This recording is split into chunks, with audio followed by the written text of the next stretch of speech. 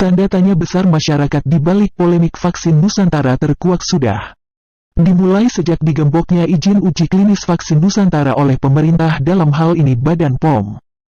Terang benderang para pejabat, para jenderal, para anggota dewan, para publik figur dan masyarakat umum mulai menyuntikan vaksin Nusantara besutan Jenderal Dr. Terawan, mantan Menteri Kesehatan. Para anggota DPR dan DPD juga tak tanggung-tanggung, selain telah menerima vaksin Nusantara disuntikan ke dalam tubuh mereka juga mendukung, bahkan dalam setiap rapat dengar pendapat tak putus-putusnya. Para wakil rakyat ini menekan bahkan menyerang pemerintah dan Badan POM sebagai pemegang kuasa kendali perizinan vaksin Nusantara. Dan baru-baru ini masyarakat semakin terbelalak matanya dengan berita viral yang membuat rakyat semakin yakin siapa-siapa yang berada di belakang Badan POM dengan segala jurus-jurusnya agar vaksin Nusantara karya anak bangsa terhalau jauh-jauh. Setelah beredarnya transkrip percakapan antara Presiden Jokowi, Menteri Pertahanan Prabowo Subianto, Panglima TNI Marsikal Hadi Cahyanto, Kapolri Jenderal Polisi Listio Sigit Prabowo, Gubernur Kaltim dan Wali Kota Samarinda di Kalimantan Timur Selasa tanggal 24 Agustus tahun 2021. Dalam percakapan tersebut Menhan Prabowo Subianto dan Panglima TNI Hadi Cahyanto telah menerima vaksin booster yang bernama vaksin Nusantara. Ketika Jokowi ditanya oleh Prabowo apakah telah mendapat vaksin booster juga, Presiden menjawab akan menunggu vaksin Pfizer buatan luar negeri. Percakapan live streaming Presiden dan para pejabat negara ini sempat dimuat di kanal resmi Sekretariat Presiden kemudian dihapus dan dimuat kembali, tapi percakapan vaksin booster sudah dihilangkan. Mengapa Presiden Jokowi lebih memilih akan menunggu vaksin booster merek Pfizer buatan luar negeri daripada vaksin Nusantara buatan anak negeri, seperti yang telah diterima oleh para jenderal, para pejabat, para anggota DPR, para publik figur dan para pengusaha Indonesia? Tidak sampai di situ, masyarakat juga dibuat tercengang-cengang mengapa juga Badan POM begitu gagah berani maju tak gentar dan tanpa rasa berdosa diduga berupaya sekuat tenaga menjegal berkembangnya vaksin Nusantara.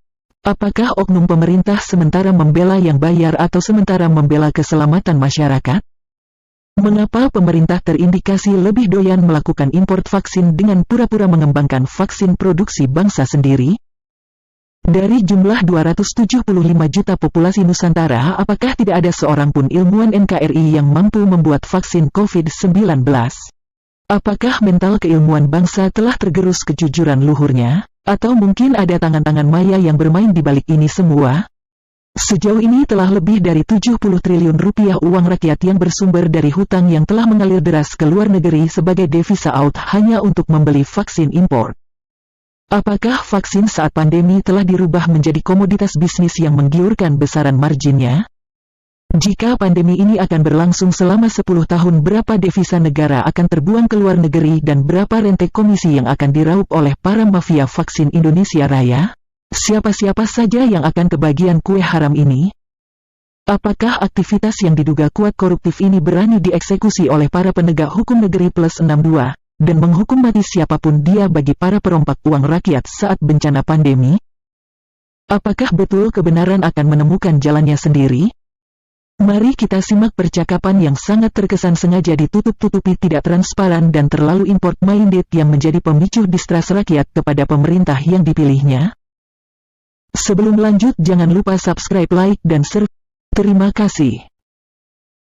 Sebuah video memperdengarkan obrolan Presiden Joko Widodo dengan beberapa pejabat tentang vaksin dosis ketiga viral dan mendadak menjadi sorotan publik. Pengakuan ini terungkap saat sejumlah pejabat mengobrol dengan Presiden Joko Widodo saat melakukan kunjungan ke Kalimantan Timur pada Selasa 24 Agustus 2021 lalu. Video itu sebelumnya sempat diunggah di kanal YouTube Sekretariat Presiden, namun kini telah dihapus. Dalam obrolan tersebut terdengar bahwa sejumlah pejabat telah menerima suntikan vaksin dosis ketiga atau booster vaksin. Momen tersebut terekam saat Presiden Joko Widodo atau Jokowi bersama Menhan Prabowo, Panglima TNI, Kapolri, Gubernur Kalimantan Timur, dan Wali Kota Samarinda meninjau pelaksanaan vaksinasi COVID-19 di SMPN 22 Kota Samarinda. Mereka terlihat berbincang-bincang dan percakapan terdengar dalam video. Para pejabat tersebut membahas soal vaksin Nusantara yang digagas mantan Menteri Kesehatan Terawan Agus Putranto hingga vaksin booster. Dikutip dari tribunnews.com, Wali Kota Andi Harun kemudian mengatakan bahwa dirinya berencana mencoba vaksin booster yang berupa vaksin Nusantara. Sebelumnya, vaksin booster telah diterima Andi Harun sebanyak 2 kali. Jokowi kemudian bertanya kepada Panglima TNI Marsikal Hadi Cahyanto apakah sudah mendapatkan vaksin Nusantara. Panglima TNI Marsikal Hadi Cahyanto mengaku sudah mendapatkan vaksin suntik ketiga. Hanya saja merek yang dipakai para pejabat itu berbeda-beda. Panglima TNI dan Menhan Prabowo mengaku mendapat booster vaksin Nusantara yang dikembangkan Dr. Terawan. Gubernur Isra Nur kemudian juga mengaku sudah mendapatkan suntik booster menggunakan vaksin Moderna. Prabowo lantas bertanya kepada Jokowi apakah sudah mendapatkan suntik booster atau belum. Menjawab hal itu, Jokowi mengaku dirinya belum mendapatkan vaksin suntikan ketiga. Jokowi memilih menunggu untuk mendapatkan vaksin ketiga yang saat ini baru diberikan kepada tenaga kesehatan atau nakes. Sejumlah media kemudian memberitakan percakapan tersebut. Tak lama video live streaming itu dihapus. Kemudian diunggah ulang, tetapi video sudah diedit dengan menghilangkan percakapan soal vaksin booster tadi.